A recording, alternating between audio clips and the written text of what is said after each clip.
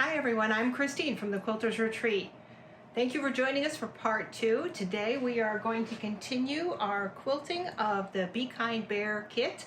This is exclusively available from the Quilters Retreat store, along with our beautiful Be Kind Bear panel in the center. Today we're going to be working on our flying geese blocks. These are the same blocks that go in the pieced border. We're going to go through those today. I'm going to show you how to do them step by step. So stay tuned. Okay, and welcome back. Today we're going to be working on flying geese.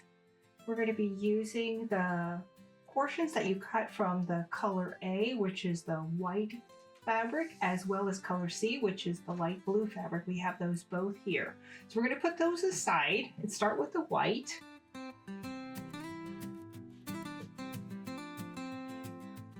So we are going to now take our 2.5-inch strips of our color A, and we're going to want to cut them into 16 2.5 by 4-inch rectangles. And again, you're going to use your mat. Just keep it very straight on one of the lines so you know it's super straight. And then grab your ruler. Hold on. Get to the instructions portion here. Here we go. Starting with that first line.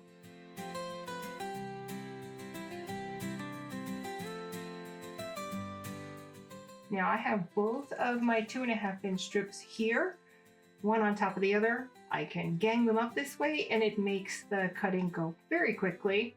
Pulling out my 6.5-inch ruler, the first thing we're going to do is we're going to trim the selvage end. Even if it does look like it's fabric, it really is going to behave differently when you wash your quilt, so you want to get those off. And now we're going to use our ruler. And since we're doing whole inches, we'll use the whole inch side, and we are going to cut 4-inch pieces from this. Now, keep in mind, you have 4 pieces here, your 2 strips back to back. So you're getting 4 pieces with every cut, so that's 8. Okay, and one more will be our 16. Great, there we're done. And we have a little piece left over. Save that in case we need it for something else. And we'll move on now to cutting the color C, which is our blue fabric. Now in this case, we want 2.5 by 2.5-inch squares. So again, okay, so our pattern required 3 of these 2.5-inch strips. So we're gonna gang them up just like we did before. So essentially we'll have 6 pieces of fabric, 3 sets that are on top of each other. You want to line up the folded side, keep the salvages together so we can trim all our salvages at the same time. Take your ruler. You don't need to trim off much for this salvage, maybe just a 1/2 inch, but just look at the fabric and make sure that you're getting off that part that doesn't look like the rest of it. There we go. Okay, and now our 2.5-inch blocks. Now remember, each cut is basically making 6, and so in order to come up with 32 of them, we need 6 cuts. We'll have a couple extra.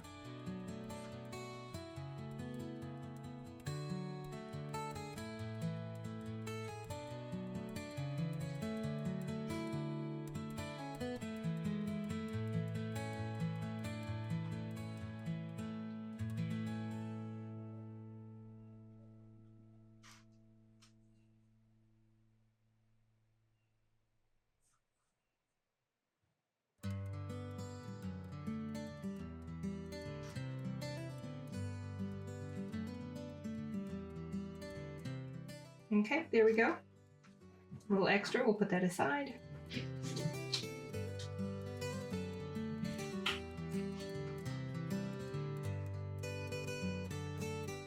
Okay, now our next step is to draw a diagonal line on the wrong side of each of the blue squares. Now this is a little bit tedious, I know, but it is important in order to get that stitch just right. Keep in mind there are multiple ways to make flying geese, and you will find lots of different videos on YouTube on different ways to make flying geese. What I'm teaching you here is the more traditional method, but it does require that you mark the back of your fabric from diagonal to diagonal. That's the line you're going to stitch on when you go to the machine. You could also just try putting painter's tape on your machine bed as a seam guide to kind of help you line up that diagonal instead of marking every diagonal. It is faster. I confess I've not had success with it. I guess I just don't have the eye for it. I still seem to get the stitching in the wrong place. So I'll put on a little music and just go ahead and draw my diagonal lines. So you're going to draw the diagonal line across all of these blocks. It won't take that long, just a few minutes. In the meantime, let's listen to some relaxing guitar music.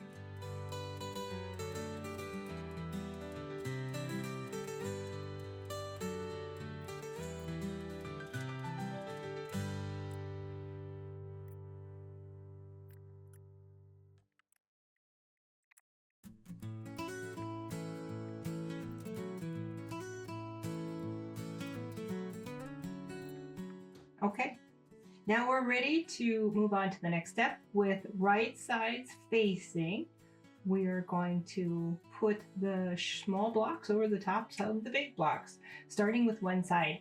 Now this is Dainty Daisy white on white. It is a little difficult to see which is the top side, but take a close look. Try to get the correct side always on the top, and then we're going to place our squares all the way over here on the left-hand side so we can do our first seam. Now keep in mind we've got the diagonal going up to the right, and that's going to be the case for all of these.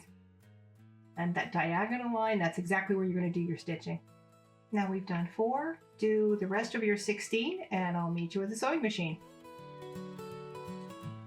Okay, now we're back at the sewing machine and we have our first block lined up. We're just going to sew right along that line. And less important that your line be straight, more important that your stitches be straight. And so you can just do them one after the other. You're going to do all 16, just like this.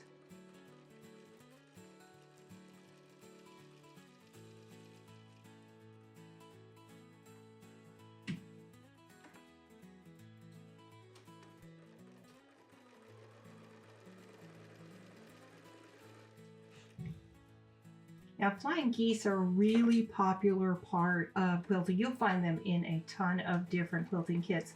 So it is good to establish a method that you like best. Our method actually makes the flying geese a little bit bigger than we need, and then we're going to trim them at the end to make sure that they are just perfect. Get that under there, and away we go.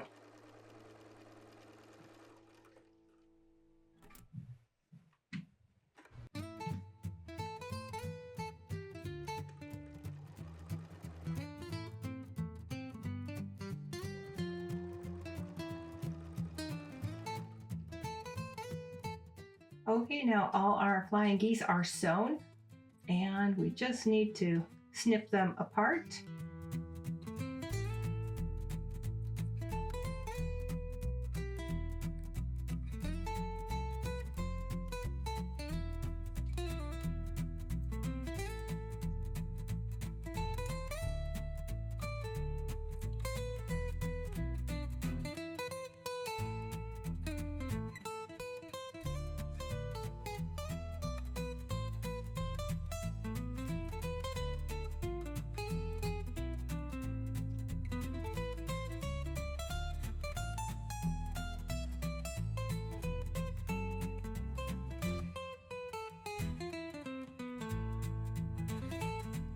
Now, you're going to trim off the upper left-hand portion of your block. You can just use your scissors by your sewing machine. It doesn't need to be perfect. It should be 1/4 of an inch. And then we can do that right here at the cutting board as well. We use our ruler. I like to do it this way because more than once I have cut in the wrong direction with the scissors, not meaning to. And so even though this takes a little bit more time, I'm always very satisfied with the cut. So again, you're just going to cut this part off There are other ways of doing flying geese where you don't waste as much fabric, but again, I'm going to teach you the traditional way. It'll be a great project later to go and learn all the different ways of doing flying geese. Flying geese are amazingly popular in quilting designs. They aren't just for these types of borders. They're used for chevrons, for stars, for medallions. They really do create movement in the quilt. Okay, now that we have all of our seams clipped, we're going to iron them. Now, the key to ironing, you want to be able to press the top of the seam first and then press the triangle up and to the left-hand side. And this way you are pressing towards the dark. It means you're pressing towards the darker fabric. Okay, now we're going to do that exact same exercise, only now we're on the other side of the block. You're going to be sewing down that diagonal line. You basically have the first wing of your flying geese complete, and you're going to go do the other wing. And so again, you can do what's called chain stitching. These is just stitch them one after the other, and then we snip the threads between them when we're done. Just make sure that your line is straight.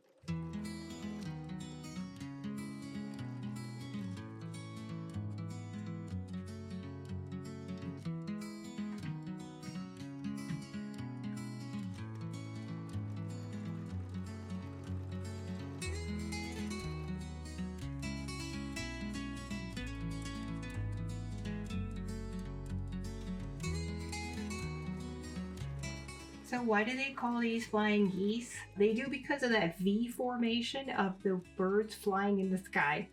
And so this is a very traditional block. It brings that movement, sort of symbolizes migration, freedom. So it's a great block to have in your repertoire. Okay, here we go again. Snip, snip, snip.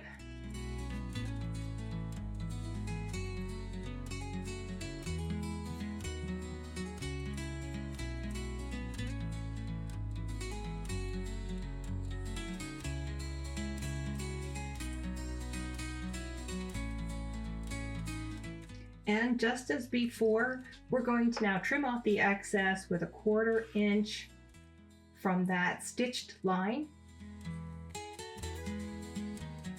And now you'll start to see your flying goose come together. I guess one is a goose if many are geese.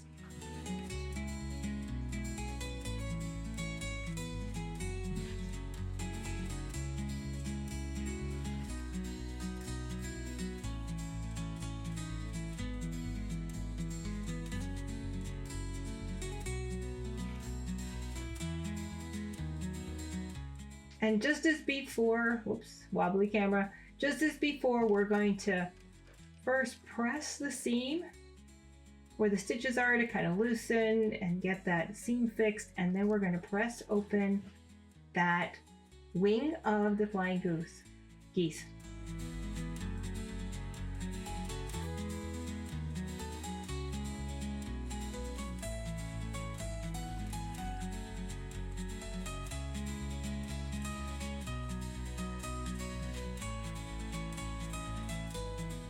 And there you have it.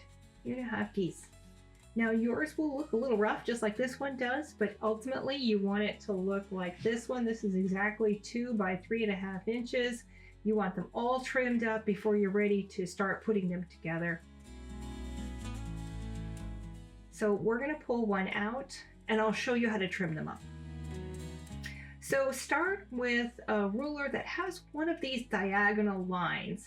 This will really help you in the process.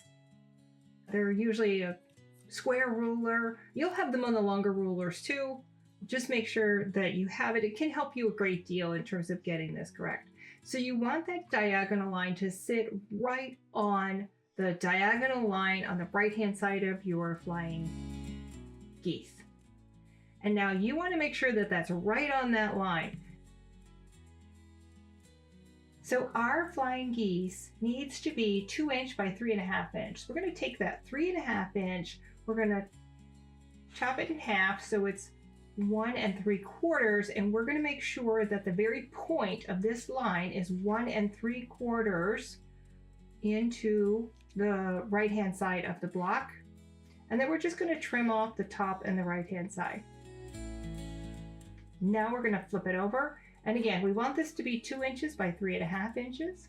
So now this should fit quite nicely. We want it to line it right up with the ruler. So it's 3.5 here. It's 2 inches here. You'll see there's a little bit left over on the right and the top. But you do want to make sure that point is exactly 1/4 inch from the top, because you don't want to sew into your point. You're going to have a 1/4 inch seam, and this way you're sure you're not going to sew over the top of the point of your flying geese. Then it wouldn't look like a goose or a geese.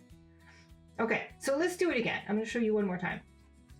Again, put your line from your ruler right up against the line on the right hand side of your flying geese. Make sure it is 1 3/4 inches. Trim the top and the right hand side. Flip it over. Line it up so that it is 3.5 inches wide, 2 inches tall, and that you have a 1/4 inch from the very point of your white fabric. And now you have a perfectly trimmed geese. Keep doing that.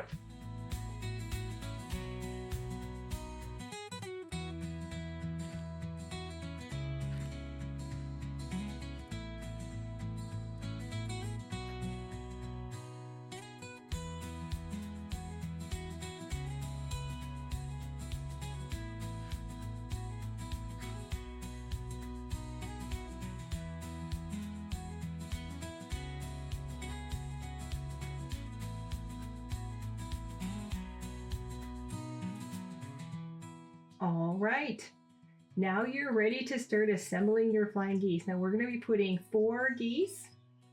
You want to put them right sides together. Now I always sew from this direction because I want to see that point. I want to make sure that I do not sew over the top of that point. You can use pins if you like to keep everything steady while you sew.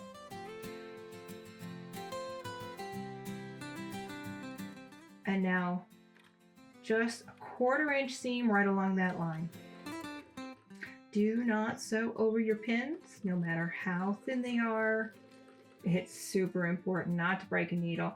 Also helps to have this little pointy stick to help push things into the presser foot. If for some reason it is a little bumpy, there's probably a better name for that than the pointy stick. If you know the name, go ahead and leave it in the comments.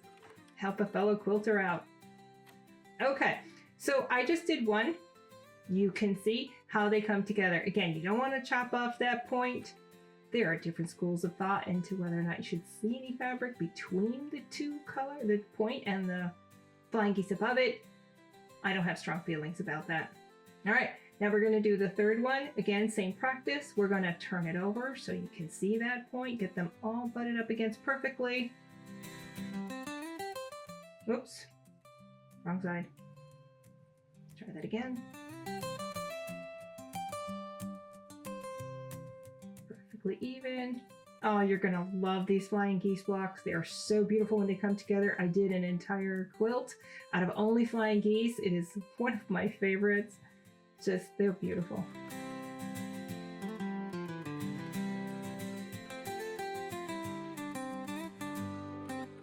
And again, do not sew into the point. You can sew right up to it, but don't sew into it. And do not sew over the top of your pointy thing. Make sure to keep that safely away from your needle. Take out your pins, and there you go. That's 3. You could definitely chain piece these, but I really like to see it each time. Make sure that it came out right, because I hate to get a whole bunch of them done and find out I got to go back and redo some. And we'll put the 4th on. Now remember, if for some reason you do happen to stitch in the wrong place, that is where your handy, trusty seam ripper comes into play. Just take a moment, take the seam out, and do it again. You'll be grateful in the end. I am not that persnickety with my quilts. I'm fine if there's just a little something off in them. I do consider that part of the creativity. And yet, at the same time, flying geese is probably not where you want that to happen. Do try to be careful on your flying geese. Now this is the most complicated part, I think, of this quilt is the flying geese. So be sure to take some time here and make yourself some happy geese.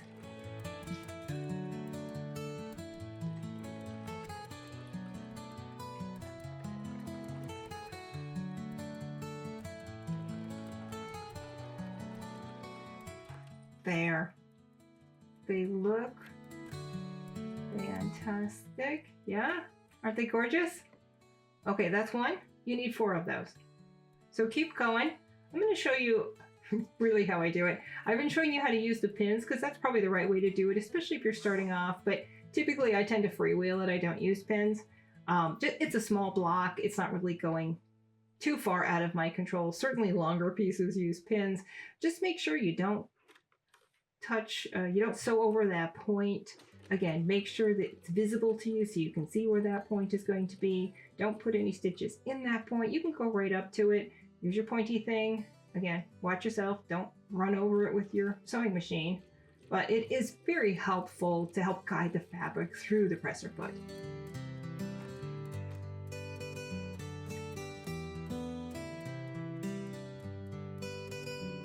There you go. See? Came out just fine. Let's finish up this set.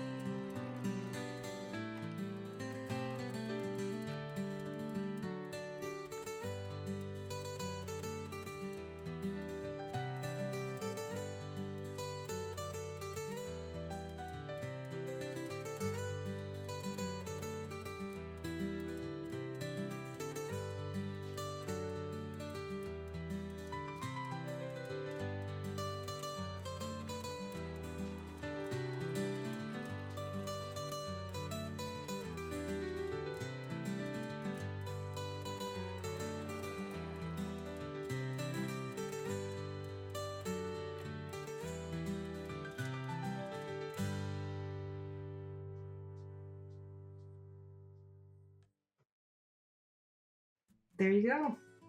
Now once you have all 4 done, you're going to take them to the ironing board. And you're going to press them. Again, each seam, just set it with your iron.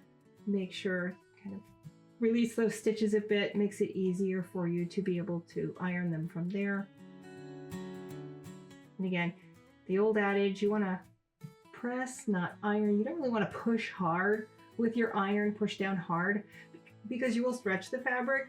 But you do want to be able to make sure that all of your seams are going in the same direction. This is a great way. I kind of usually, while it's warm, just try to make sure it's as square as it's going to be. And we'll do another one. And these flying geese are what you're going to put in your piece border.